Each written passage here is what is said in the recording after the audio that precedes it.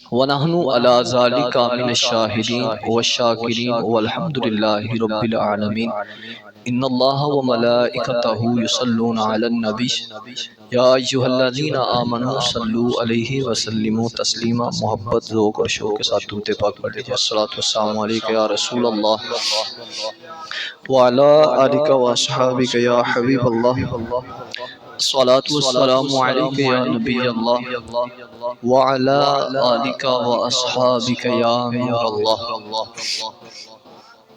حضور نبی کریم رؤوف الرحیم صلی اللہ تعالی علیہ وآلہ وبارک وسلم آپ کا ذات علی وقار ہے، جس میں امتی نے مجھ پر جمعہ کے دن 80 مرتبہ درود پاک پڑھا، رب کائنات اس کے 80 سالوں کے گناہوں کو معاف فرما دیتا ہے۔ تو دیکھیں نبی علیہ السلام کی بہت ساری روایات ہیں۔ کسی حدیث میں نبی علیہ السلام جنت کی بشارت، کسی میں گناہوں کی معافی، کسی میں اللہ پاک کی رحمتیں، کسی میں ہر طرح کی حدیث وارد ہوئی ہے کہ جو بندہ نبی علیہ السلام پر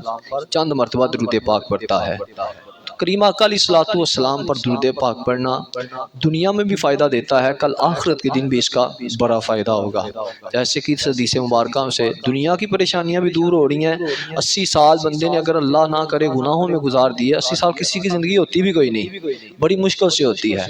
لیکن نبی علیہ السلام کی اس حدیث مبارکہ کو یہ نہ سمجھ لیا جائے کہ ساری زندگی گناہوں سے گزاری، 80 دفعہ درود پاک پڑھا کے 80 سال دے گناہ معاف ہو جائیں گے۔ اس حدیث کا بالکل یہ مطلب نہیں ہے۔ اس سے صغیرہ گناہ معاف ہوں گے،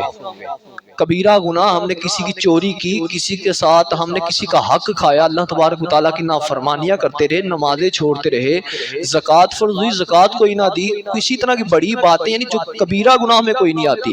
اس میں یہ شامل ہوں گی۔ یہ بالکل نہ سمجھ لیجئے گا کہ 80 مرتبہ درود پاک پڑھے، ساری زندگی گناہ وچ گزاری، چلو درود پاک پڑھ لیں گے اللہ پاک نے گناہ معاف فرما دینے نے۔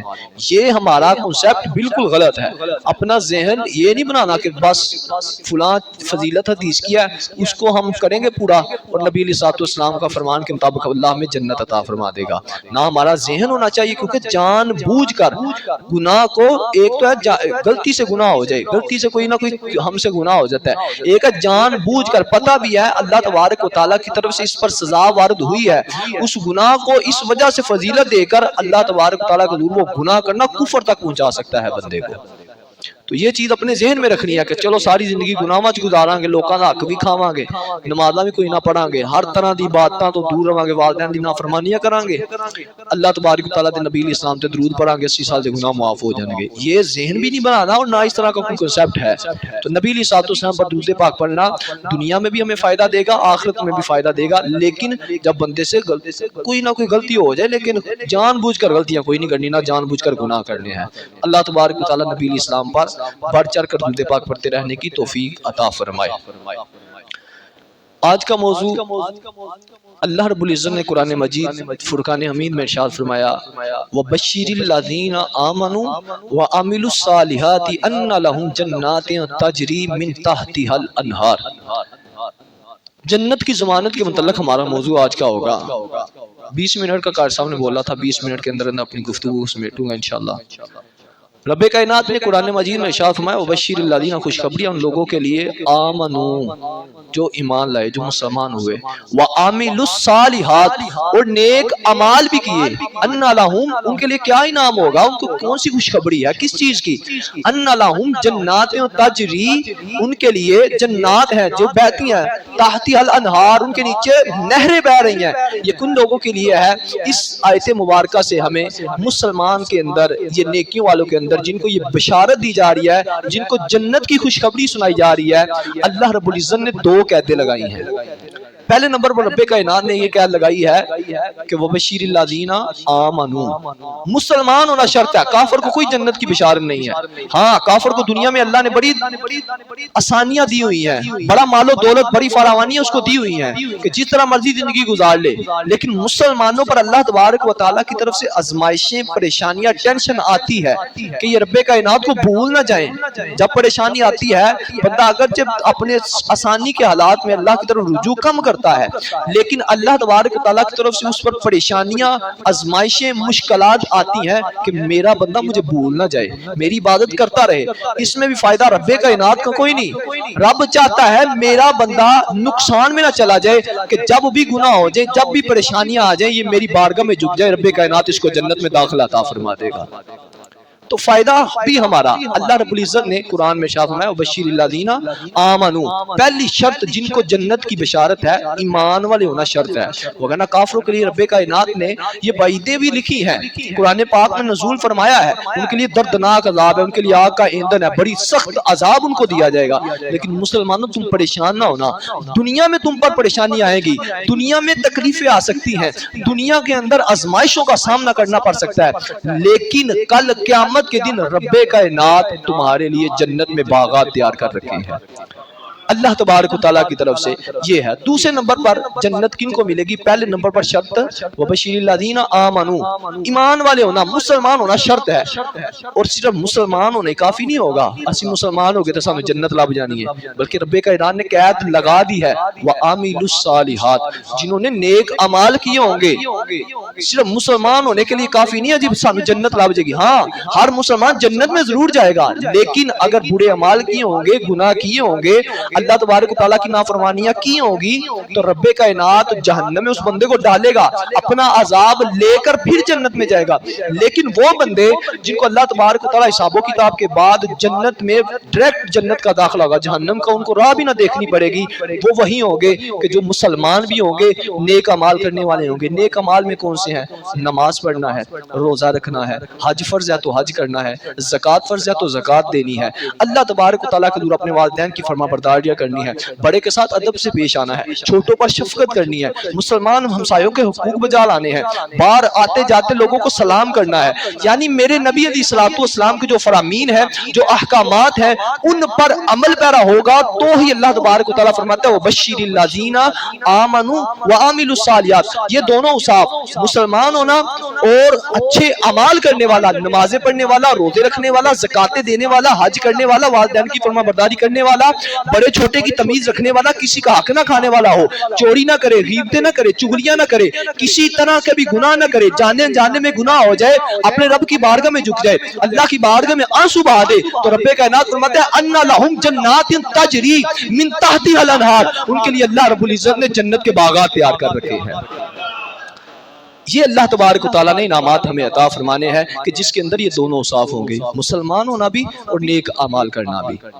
تو جنت اللہ تبارک و تعالیٰ نے تیار کی ہے مسلمانوں کے لیے، میرے نبی علیہ الصلوۃ والسلام کے امتوں کے لیے۔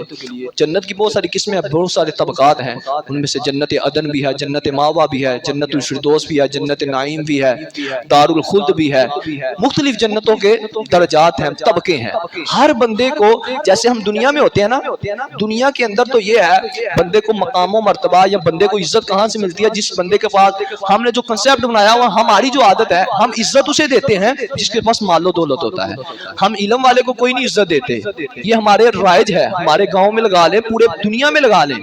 ہمارا انسانوں کا رواج یہ ہے، علم والے کو کوئی فضیلت نہیں ہے، فضیلت اسی کو ہے جس کے پاس مال و دولت ہے، جس کے پاس گاڑیاں ہیں، جس کے پاس کچھ نہ کچھ گھر دولت ہے، ہم لوگ اسے ہی عزت دیتے ہیں۔ لیکن اللہ کی بارگاہ میں ایسا کچھ بھی نہیں ہے، رب کائنات نے، رب کائنات کی بارگاہ میں، رب کائنات کے ہاں جو طبقات، جو درجے، جو بلندیاں اللہ تبارک و تعالیٰ عطا فرماتا ہے، اللہ تبارک و تعالیٰ کے حضور جو بندہ فرض ادا کرے اس کے ساتھ ساتھ نوافل ادا کرنے والا ہو، صدقہ خیرات میں سے زکوٰۃ فرض تھی لیکن بندہ نفلی طور پر مسجدوں میں دے، غریبوں کو دے، مطلب یہ نکلا کہ اللہ تبارک و تعالیٰ کی بارگاہ میں اچھا طبقہ، اچھی منزل، اچھا رتبہ اس کو ملتا ہے جو اللہ تبارک و تعالیٰ کی سب سے زیادہ عبادت کرنے والا ہوتا ہے۔ اللہ کی بارگاہ میں ایسا کچھ نہیں ہوگا، نہ پریشان ہوئے گا یار میں تو بڑا غریب ہوں، میرے پاس تو مال و دولت بھی کوئی نہیں، جس طرح دنیا میں میری عزت کوئی نہیں، کل قیامت کے دن بھی ایسا نہ ہو، جنت میں بھی ایسا نہ ہو کہ میری یہ دنیا کی حالات کو دیکھ کر اللہ مجھے نیچے والا طبقہ نہ جنت میں عطا فرمائے، بلکہ نبی کریم رؤوف الرحیم صلی اللہ علیہ وسلم ارشاد فرماتے ہیں میرے امتیوں پریشان نہ ہونا، اس مال و دولت کی پرواہ نہ کرنا، بلکہ کل قیامت کے دن اللہ کی بارگاہ میں اچھا مقام و مرتبہ، بلند مقام و مرتبہ ہوگا جس نے دنیا میں اللہ تبارک و تعالیٰ کی عبادت سب سے زیادہ کی ہوگی. جو اللہ کی عبادت دنیا میں کرتا ہوگا رب کائنات کی بارگاہ میں مقام و مرتبہ بلند رتبہ اسی بندے کا ہوگا. تو یہ بالکل پریشانی چھوڑ دیں یار, میری برادری دی وجہ تو میرے لوگ کی عزت کوئی نہیں کرتے, میرے کام دی وجہ تو میں مال و دولت کوئی نہیں کماتا, اس وجہ تو لوگ میری عزت نہیں کرتے. اس عزت کو ایک طرف, لیکن کل اللہ کی بارگاہ میں اس طرح کا کوئی کنسیپٹ نہیں, اللہ کی بارگاہ میں اس طرح کا کوئی رول ریگولیشن کوئی نہیں کہ بندے کے پاس مال و دولت کوئی نہیں تھا تو اب اس کو نیچے والا طبقہ, بلکہ اللہ تبارک و تعالیٰ کی بارگاہ میں میرے نبی علیہ الصلوۃ والسلام سے عشق و محبت رکھنے والا, نبی پاک پر درود پاک پڑھنے والا, نبی علیہ الصلوۃ والسلام کے حضور جو نمازیں آقا نے فرمائی ہیں پڑھنی ہے, آقا نے فرمایا نماز میری آنکھوں کی ٹھنڈک ہے, آقا کی آنکھوں کو ٹھنڈک پہنچانے والا, روزہ فرض ہے روزہ رکھنے والا, زکوٰۃ فرض ہے زکوٰۃ ادا کرنے والا. مطلب یہ نکلتا ہے اللہ کی بارگاہ میں جتنی زیادہ عبادت ہے اتنا ہی مقام و مرتبہ ہمارا بڑھتا جائے گا. اگر میں اور آپ چاہتے ہیں کہ ہمارا مقام و مرتبہ بھی اللہ کی بارگاہ میں بڑھ جائے, ہمارا بھی کوئی نام ہو قیامت کے دن, تو خدا را عبادت کرنا شروع کریں, صرف فرضوں پر نہیں اس پر توقف کریں, بلکہ اللہ کے حضور جو چاہتا ہے میری پریشانیاں, میری ٹینشن, میری آزمائشیں دور ہو جائیں, اوابیل کے نوافل پڑھا کریں, اشراق و چاش کے نوافل پڑھا کریں, بالخصوص تہجد کے ٹائم اٹھیں. اللہ تبارک و تعالیٰ کی رحمت سب سے قریب بندے کو اس وقت ہوتی ہے جب تہجد کا وقت ہوتا ہے. کوئی پریشانی آ جائے اللہ کی بارگاہ میں دعا کریں, کسی طرح کی بھی حالت کر کے, کوئی پریشانی نہیں لینی, آپ کوئی دیکھے گا یا نہیں دیکھے گا, کمرے میں چھپ کر اللہ کی بارگاہ میں رویا, اللہ تیرا ہی بندہ ہونا, یا اللہ تو غفور الرحیم ہے, یا اللہ تو تواب الرحیم ہے, میرے مولا مجھے معاف فرما دے, میرا رب بڑا ہی غفور الرحیم ہے, بڑا ہی تواب الرحیم ہے. وہ رب کے محبوب علیہ السلام فرماتے ہیں نا, ساری زندگی گناہوں میں گزار دی, ساری زندگی گناہوں میں, لیکن اگر تیرے دل میں خیال آ جائے کہ یار آج بھی میرے پاس وقت ہے, میں رب کی بارگاہ میں جھک جاؤں, میرا رب غفور الرحیم ہے, میرا رب تواب الرحیم ہے, تو خدا تبارک و تعالیٰ کی عزت و جلال کی قسم اٹھا کر کہتا ہوں رب تبارک و تعالیٰ ساری زندگی کے گناہوں کو معاف فرما دیتا ہے. تو جنت میں داخلہ چاہیے تو اللہ تبارک و تعالیٰ نے جو عبادتیں فرض کی ہیں, جو ہم پر لوگوں کے احکامات ہیں, لوگوں کے حقوق ہیں, ان کو بجا لانا ہوگا. کریم آقا علیہ الصلوۃ والسلام جنت کی نعمتیں ہمیں بتاتے ہیں. آقا علیہ الصلوۃ والسلام نے فرمایا یہ جنت کی نعمتیں ہمیشہ ہمیشہ کے لیے ہوں گی. دنیا کی کوئی ہمیں نعمت ملتی ہے نا, ہمیں بڑی مشقت کرنی پڑتی ہے, بڑی محنت ہم کرتے ہیں کہ یار یہ فلاں چیز مجھے مل جائے, فلاں کاروبار مجھے مل جائے, فلاں جگہ مجھے مل جائے, فلاں گاڑی مل جائے, لیکن اس کی بھی گارنٹی نہیں ہوتی کہ یہ ہمارے پاس موت تک رہے گی, جب تک میری زندگی ہے تب تک رہے گی, کوئی گارنٹی نہیں. لیکن آقا کریم رؤوف الرحیم صلی اللہ علیہ وسلم ارشاد فرماتے ہیں میرے امتیوں, اللہ کی جو قیامت والے دن کے بعد حساب و کتاب کے بعد جنت میں جس بندے کا داخلہ ہو جائے گا, وہاں کی جتنی بھی نعمتیں ہیں وہ دائمی ہوں گی. بندہ جب بھی خیال کرے گا, کسی طرح کا بھی خیال کرے گا, دنیا میں تو محنت کرنا پڑتی تھی, بڑی مشقت کرنا پڑتی ہے کہ فلاں چیز مل جائے, فلاں چیز مل جائے, لیکن قیامت کے دن کے بعد حساب و کتاب ہونے کے بعد جب بندے کا داخلہ جنت میں ہو جائے گا, بندے کے دل کے اندر خیال کرنے کی دیر ہوگی, اللہ تبارک و تعالیٰ وہ نعمت بندے کے سامنے حاضر فرما دے گا. تو جنت اگر چاہیے تو پھر وہی قید ہے, نمازیں پڑھنا ہوگی, روزہ, حج, زکوٰۃ, صدقہ, خیرات, والدین کی فرما برداری, چھوٹے بڑے کے حقوق, اپنے پڑوسیوں کے حقوق, اپنے مسلمان بھائیوں کے حقوق, لوگوں کی غیبتوں سے بچنا, چغلیوں سے بچنا, چوری سے بچنا, دل آزاری سے بچنا, ان چیزوں سے اگر چاہتے ہیں بچ جائیں تو کل قیامت کے دن اللہ تبارک و تعالیٰ جنت میں داخلہ عطا فرما دے گا. اور نبی کریم رؤوف الرحیم صلی اللہ علیہ وسلم ارشاد فرماتے ہیں کہ جنتی جو ہوں گے نا, ہر ایک کو اللہ تبارک و تعالیٰ حسین و جمیل ہی بنائے گا. حدیث مبارکہ میں آتا ہے جیسے دنیا کے اندر کوئی 2 سال کی عمر میں وفات پائے یا 100 سال کی عمر میں وفات پائے, جنت کے اندر ہر ایک کی عمر 33 سال ہوگی, 30 اور 3 مختلف احادیث ہیں جو آج پڑھی ہے, اس کے اندر 33 سال کا لفظ ہے. ویسے 30 سال کی بھی عمر کا ہے, 40 سال کا بھی ہے, 35 سال کا بھی ہے. تو نبی کریم رؤوف الرحیم صلی اللہ علیہ وسلم نے ارشاد فرمایا قیامت کے دن کے بعد حساب و کتاب ہونے کے بعد جو بندے جنت میں چلے جائیں گے, جتنی بھی عمر میں وفات پائی ہو وہ نہیں دیکھا جائے گا. کل قیامت کے دن اللہ تبارک و تعالیٰ ہر ایک کو جنت کے اندر 33 سال کی عمر میں, یعنی نوجوان حسین و جمیل, جنت میں داخلہ ہی اس کا ہوگا نوجوان ہوگا. تو اب دنیا کے اندر بندے کے دل میں خیال ہے یار میں تو سونا کوئی نہیں, نال دا میرا بھرا یا مسلمان بڑا سونا ہے, میرے کو اللہ تبارک میرا رنگ بھی کالا, لیکن اللہ تبارک و تعالیٰ کے محبوب فرماتے ہیں جنت کے اندر اللہ تبارک و تعالیٰ ہر ایک کو حسن و جمال عطا فرما دے گا,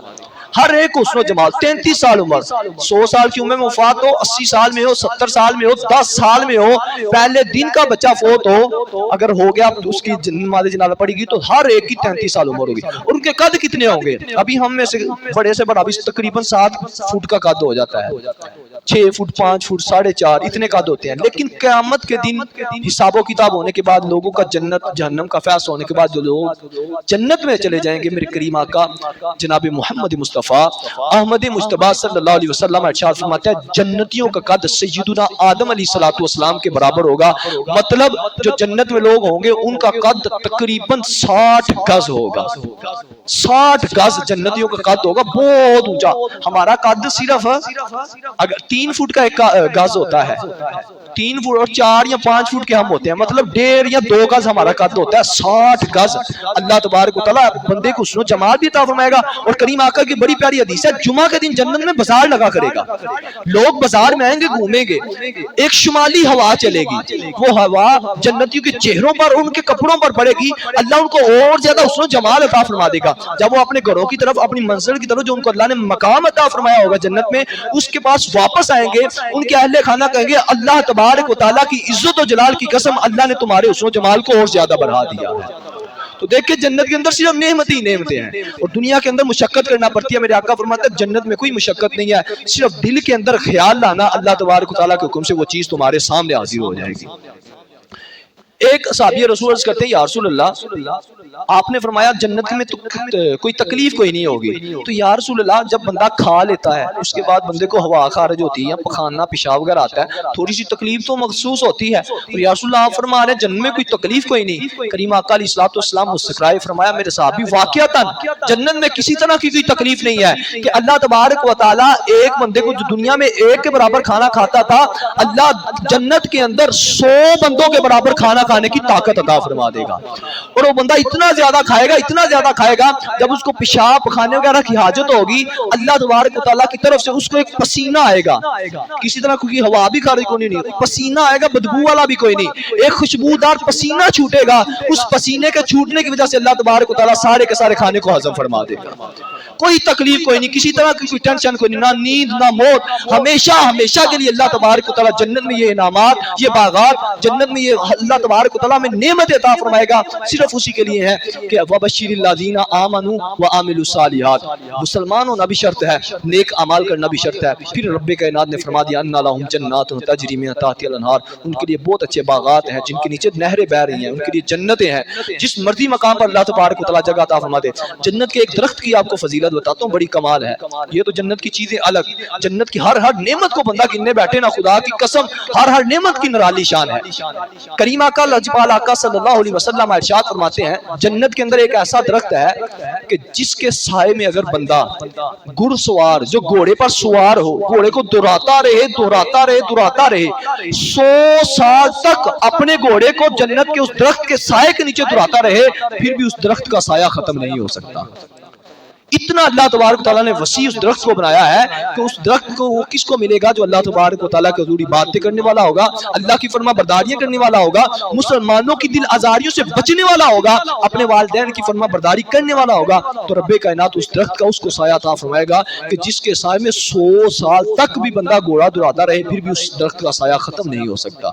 یہ جنت کی عظمت و شان ہے، یہ جنت کی نعمتیں ہیں کہ جو اللہ تبارک و تعالیٰ نے ہمیں عطا فرمانی ہے، اور یہ اسی وقت عطا ہوں گی کہ وبشر الذین آمنوا، پہلے نمبر پر مسلمان ہونا لازمی ہے، یعنی اللہ تبارک و تعالیٰ کو وحدہ لا شریک ماننا ہے، اللہ کے سوا کوئی عبادت کے لائق نہیں ہے، اور دوسرے نمبر پر جناب محمد مصطفیٰ صلی اللہ علیہ وسلم کو اللہ کا آخری رسول ماننا، یہ چیز ہمیں ایمان میں داخل کرے گی، اور پھر وَعَمِلُوا الصَّالِحَاتِ، نیک اعمال کریں گے تو اللہ تبارک و تعالیٰ ہمیں جنت کی نعمتیں عطا فرمائے گا۔ ایک بڑی پیاری حدیث مبارکہ ہے، کریم آقا علیہ الصلوۃ والسلام آپ نے ارشاد فرمایا سب سے اہم، سب سے محبوب، اور نبی علیہ السلام فرماتے ہیں سب سے بڑی نعمت، جنت کی سب نعمتیں اپنی طرف ایک طرف رکھ دو نعمتوں کو، ایک طرف یہ نعمت آقا علیہ الصلوۃ والسلام نے ارشاد فرمائی ہے۔ آقا فرماتے ہیں ویسے تو ہر نعمت ہی بڑی کمال، ہر نعمت کی عظمت و شان وڑا الوڑا، لیکن یہ جو نعمت اللہ نے عطا فرمانی ہے نا، یہ جنت کے لیے سب سے بڑھ کر نعمت ہے۔ عرض کی گئی یا رسول اللہ کون سی نعمت ہے؟ آقا نے فرمایا کل قیامت کا دن حساب و کتاب ہوگا، جنتیوں کا فیصلہ، جہنمیوں کا فیصلہ، لوگ جنت میں چلے جائیں گے، ایک آواز دی جائے گی اے اہل جنت، اللہ تبارک و تعالیٰ کا ایک وعدہ باقی ہے وہ آج پورا ہوگا۔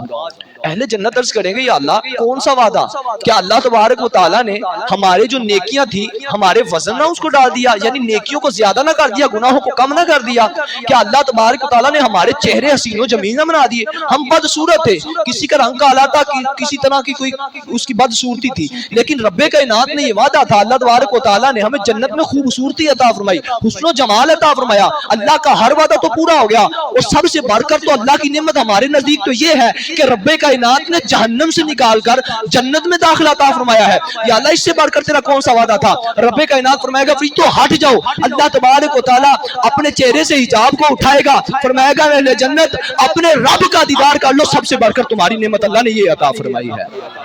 اور کریم آقا محمد مصطفیٰ صلی اللہ علیہ وسلم نے قسم اٹھا کر حدیث میں ارشاد فرمایا ہے، میرے آقا فرماتے ہیں اس رب کائنات کی عزت و جلال کی قسم جس کے قبضہ قدرت میں مجھ محمد کی جان ہے، اللہ کی قسم اٹھا کر کہتا ہوں ساری جنت کی نعمت ایک طرف ہے، اللہ کا دیدار جنت میں سب سے بڑھ کر ہوگا۔ یہ اللہ تبارک و تعالیٰ کی سب سے بڑی نعمت ہوگی کہ اللہ تبارک و تعالیٰ اپنا دیدار لوگوں کو کروائے گا، اس سے بڑھ کر کوئی نعمت نہیں ہو سکتی۔ واقعتاً واقعی نعمتیں ہیں، واقعتاً اس درخت کی بڑی عظمت و شان ہے، واقعتاً اللہ تبارک و تعالیٰ 33 سال کی عمر میں فرمائے گا نوجوان ہوگا، حوریں عطا ہوں گی، ہر طرح کی خواہش کرے گا اسی وقت سامنے ہوں گی، لیکن سب سے بڑھ کر ہم مسلمانوں کے لیے نعمت یہ ہے کہ اللہ تبارک و تعالیٰ کا دیدار کرنا ہمیں نصیب ہو جائے گا۔ تو آپ لوگوں سے گزارش ہے اگر میں اور آپ چاہتے ہیں کہ اللہ کا دیدار بھی ہو، جنت کی بقیہ نعمتیں بھی ملیں، تو پھر وہی گزارش ہے وَعَامِلُوا الصَّالِحَاتِ، مسلمان تو ہم ہیں الحمدللہ، خدا کی قسم اس پر ہمیں بڑا ہی اللہ کا شکر ادا کرنا چاہیے، باقی چیزیں ایک طرف رکھ دینا، صرف اس چیز پر یا اللہ تیرا شکر ہے تو مسلمان پیدا کیتا ہے، اللہ کا اس چیز پر ہی شکر ادا کرنا، اللہ کا شکر ادا نہیں ہو سکتا، اللہ نے جتنی بڑی ہمیں نعمت عطا فرمائی ہے۔ تو مسلمان تو ہم ہیں لیکن ہمارے اندر ایک چیز کی کمی ہے وَعَامِلُوا الصَّالِحَاتِ، ہم نیک اعمالوں سے دور ہوتے جا رہے ہیں، نمازیں پڑھیں، روزہ رکھیں، فرض رمضان کا مہینہ آئے تو ویسے نفلی روزہ رکھ سکتے ہیں تو رکھیں، اللہ تبارک و تعالیٰ کی طرف سے حج فرض ہو جائے حج کریں، زکوٰۃ فرض ہو زکوٰۃ دیا کریں، صدقہ خیرات دیا کریں، ہمسایوں کے حقوق بجا لائیں۔ ویسے تو ہم درباروں پر مزارات پر اپنے پیروں بابوں کے پاس جاتے ہیں، ان سے دم کرواتے ہیں، بڑا پیسہ ان پر خرچ کرتے ہیں، وہ پیسہ اگر ہم اپنے ہمسائے غریب ہمسائے پر لگائے نا، خدا کی قسم اللہ تبارک و تعالیٰ بلند سے بلند مقام و مرتبہ جنت میں عطا فرمائے گا۔ واقعتاً خرچ کریں، مسجدوں میں خرچ کریں، مزارات ایسے ہوں واقعتاً اس میں صاحب مزار اللہ کا ولی ہو، ہمارے گاؤں کے جیسا ولی کوئی نہ ہو، نشئی کوئی نہ ہو اس قبر کے اندر، ہم اس کو پوجتے ہیں، اور ہمارے اہل سنت کے اندر یہ خرابی ہے، ہم اہل مزار کو پوج رہے ہیں، حالانکہ ہمیں درس کیا دیا گیا تھا کہ قبر کے پاس جاؤ تو دور ہو کے کھڑے ہونا اور اس کے وسیلے سے اللہ کی بارگاہ میں دعا مانگنا، یا اللہ ہم تو ہیں گناہگار، ہم نے تو کی نمازوں میں کوتاہیاں، ہم نے کی تیری نافرمانیاں، ہم اپنے والدین کے نافرمان، ہم نے روزہ فرض ہوا روزے میں کوتاہی کی، حج فرض ہوا حج میں کوتاہی کی، زکوٰۃ فرض ہوئی زکوٰۃ میں کوتاہی کی، یا اللہ جس طرح کی بھی تیری نعمتیں تھی ہم نے ان کی ناشکری کی، لیکن یہ تیرا بندہ تو نیک ہے نا، یا اللہ اس کے صدقے سے معاف فرما دے، رب کائنات معاف فرما دیتا ہے، لیکن ہم نے کیا کنسپٹ بنا لیا، ہم جا پر کر وہاں سجدے کرتے ہیں۔ ہمارے اہل سنت میں سے اہل حدیث تو مزارت پر جاتے ہی کوئی نہیں نا، نہ اہل دیوبند جاتے تو ہم اہل سنت میں سے ہیں، اگرچہ وہ اہل سنت کوئی نہ ہوئے لیکن ہمارا سنیوں کا نام بدنام ہوگا، کس وجہ سے کہ سنی درباراں تے جا کے پوج دینے، جا کے سجدے کر دینے، حالانکہ سجدہ تعظیمی حرام ہے، اور جس کو اللہ تبارک و تعالیٰ کی عبادت سمجھ کر سجدہ کیا یہ کفر ہوگا اور اللہ کے شریک ٹھہرانا ہے۔ اسی وجہ سے تو لوگ کہتے ہیں کہ شرک بڑا کر دینے، اگر واقعتاً ہم اللہ تبارک و تعالیٰ کو واحد مانتے ہیں، اللہ کو وحدہ لا شریک مانتے ہیں، تو رب کائنات نے جو فرمایا ہے، رب کائنات نے جو احکامات نازل فرمائے ان پر عمل پیرا ہونا ہوگا، اور ہم دنیا کی طرف پڑ گئے ہیں، تو رب کائنات نے فرمایا وَعَامِلُوا الصَّالِحَاتِ، نیک اعمال کر لو اللہ تبارک و تعالیٰ جنت میں داخلہ عطا فرما دے گا۔ بڑی پیاری حدیث مبارکہ نبی علیہ الصلوۃ والسلام آپ نے فرمایا کہ جنت کی مانگ کیا کرو، جنت کی دعا کیا کرو۔ عرض کی یا رسول اللہ کس طرح؟ فرمایا جو دن میں 3 مرتبہ اللہ سے جنت کی دعا کرتا ہے، یا اللہ مجھے جنت عطا فرما دے، یا اللہ مجھے جنت عطا فرما دے، یا اللہ مجھے جنت عطا فرما دے۔ نبی کریم رؤوف الرحیم صلی اللہ علیہ وسلم ارشاد فرماتے ہیں جس نے 3 مرتبہ دن میں اللہ کی بارگاہ میں جنت کا سوال کیا، جنت اللہ کی بارگاہ میں دعا کرتی ہے اللہم ادخلہ الجنہ، یا اللہ اسے جنت میں داخلہ عطا فرما دے۔ جنت خود اللہ کی بارگاہ میں عرض کرتی ہے یا اللہ اللہم ادخلہ الجنہ، یا اللہ اس بندے کو جنت میں داخلہ عطا فرما دے۔ تو دیکھیں کوئی مشقت بھی کوئی نہیں، کوئی کسی طرح کی ٹینشن بھی کوئی نہیں، کوئی آزمائش کوئی نہیں، صرف اللہ کی بارگاہ میں دعا کرنی ہے اور اللہ سے دعا کیا کرے، واقعتاً کیا کرے۔ اللہ کی بارگاہ میں دعا کریں، اللہ جہنم دی آگ تو محفوظ فرما، یا اللہ جنت چ داخلہ عطا فرما۔ کوئی قید نہیں ہے اردو چ کرنی ہے، عربی چ کرنی ہے، یا کسی طرح کی کوئی زبان، اپنی زبان میں کریں، اپنی پنجابی میں کریں، کسی طرح کی زبان آتی ہے۔ اللہ کی بارگاہ میں کوئی زبان نہیں، اللہ کی بارگاہ میں کوئی مقام و مرتبہ نہیں دیکھا جاتا، اللہ کی بارگاہ میں دیکھی جاتی ہے تو صرف نیت دیکھی جاتی ہے۔ انما الاعمال بالنیات، جس بندے کی نیت اچھی ہوگی اللہ تبارک و تعالیٰ اجر و ثواب اتنا ہی عطا فرمائے گا۔ تو اللہ کی بارگاہ میں کسی طرح کی پریشانی نہ لیا کرے کہ یار پتہ نہیں میری دعا قبول ہے کہ نہیں۔ اللہ کے محبوب فرماتے ہیں 3 مرتبہ دعا کرو گے جنت عرض کرتی ہے اللہم ادخلہ الجنہ۔ اور میرے کریم آقا علیہ الصلوۃ والسلام کی ایک آخری دعا حدیث آپ کے سامنے رکھتا ہوں۔ کریم آقا علیہ الصلوۃ والسلام نے ارشاد فرمایا کہ مسجدوں کو اپنا گھر بناؤ،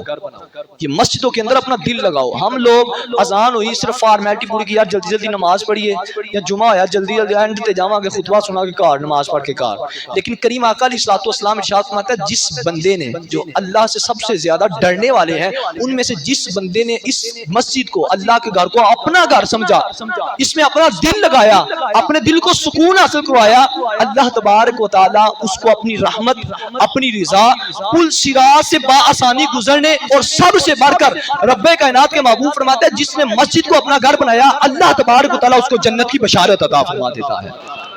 جس بندے نے اس مسجد کو اپنا گھر بنا لیا، اس کے اندر سکون کو حاصل کیا کہ واقعتاً اس کے دل کو سکون حاصل ہے۔ سکون نہ حاصل ہو اللہ کی بارگاہ میں رویا کریں، یا اللہ مجھے بھی پتہ ہے نا میرے دل کا، آپ کو بھی پتہ ہے، اپنے دل میں سوچے کہ میں نماز پڑھنے آتا ہوں صرف فارمیلٹی تو نہیں۔ اگر واقعتاً سکون حاصل ہے تو واقعتاً آپ بڑے خوش نصیب ہیں، اور اگر کوئی نہیں سکون حاصل، کوئی پریشانی نہ لیا کریں یار بس فارمیلٹی پوری کریں، اللہ کی بارگاہ میں رویا کریں، اکیلے بیٹھ کر، سامنے نہیں رویا جاتا، اکیلے اللہ کی بارگاہ میں روئیں، یا اللہ میں نماز تو پڑھتا ہوں لیکن دل میں کوئی خوف کوئی نہیں، یا اللہ کوئی سکون حاصل کوئی نہیں ہو رہا، رب کائنات کی بارگاہ میں دعا کریں، رب کائنات اللہ تبارک و تعالیٰ اپنے محبوب علیہ الصلوۃ والسلام کے صدقے سے ہماری دعاؤں کو قبول فرمائے گا، اس مسجد کے اندر ہمارا دل بھی لگنا شروع ہو جائے گا۔ ایک آخری حدیث مبارکہ کریم لجپال آقا جناب محمد مصطفیٰ صلی اللہ علیہ وسلم کی بڑی کمال حدیث ہے، اس حدیث کو آپ نے یاد کرنا ہے کیونکہ یہ عربی کے الفاظ ہیں۔ کریم آقا علیہ الصلوۃ والسلام نے فرمایا، اس حدیث کو توجہ سے سنیے گا، ایک آخری حدیث ہے، سونے محبوب جناب محمد مصطفیٰ احمد مجتبیٰ صلی اللہ علیہ وسلم ارشاد فرماتے ہیں جس بندے نے صبح کے وقت یہ دعا رضیت باللہ ربا وبالاسلام دینا وبمحمد نبیا، جس بندے نے یہ دعا صبح کے وقت پڑھی میں محمد مصطفیٰ اس کا ہاتھ پکڑ کر جنت میں داخلہ عطا فرماؤں گا۔ یہ میرے اور آپ کے آقا جناب محمد مصطفیٰ صلی اللہ علیہ وسلم فرما رہے ہیں کہ جس بندے نے صبح کے وقت یا فجر سے پہلے پڑھ لے یا فجر کی نماز کے بعد پڑھ لے رضیت باللہ ربا وبالاسلام دینا وبمحمد نبیا، میرے آقا فرماتے ہیں اس کا ہاتھ پکڑوں گا۔ ہاتھ آپ کو بھی پتہ ہے دودھ سفید ہے نا، دودھ کالا ہو سکتا ہے لیکن محمد مصطفیٰ کا کہا ہوا فرمان جھوٹا نہیں ہو سکتا، تو میرے آقا فرماتے ہیں جس نے رضیت باللہ ربا وبالاسلام دینا وبمحمد نبیا صبح کے وقت پڑھا میں محمد اس کا ہاتھ پکڑ کر جنت میں داخلہ عطا فرما دوں گا۔ تو آپ لوگوں سے گزارش ہے یہ جنت کی نعمتیں اگر ہم حاصل کرنا چاہتے ہیں تو واقعتاً نمازیں پڑھنا ہوگی، اللہ کی عبادت کرنا ہوگی، نوافل بھی پڑھنے ہوں گے، واجبات ادا کرنے ہوں گے، والدین کی فرما برداری کرنی ہوگی، والدین وفات پا چکے ہیں ان کے لیے دعائے خیر کیا کریں، صالح ثواب کیا کریں، ہمسایوں کے حقوق بڑے چھوٹے کے ساتھ ادب و احترام سے پیش آیا کریں، ان نعمتوں کو حاصل کرو۔ اور یہ دعا رضیت باللہ ربا وبالاسلام دینا وبمحمد نبیا، جس نے یاد کرنی ہو مجھ سے رابطہ کیجیے گا، انشاءاللہ یاد کرواؤں گا، اور 3 مرتبہ روز جنت کی دعا اللہ کی بارگاہ میں کیا کریں۔ اللہ تبارک و تعالیٰ کی بلند بارگاہ عالیہ میں دعا ہے جو کچھ سنا اس پر عمل پیرا ہونے کی توفیق عطا فرمائے۔ وآخر دعوانا ان الحمد للہ رب العالمین۔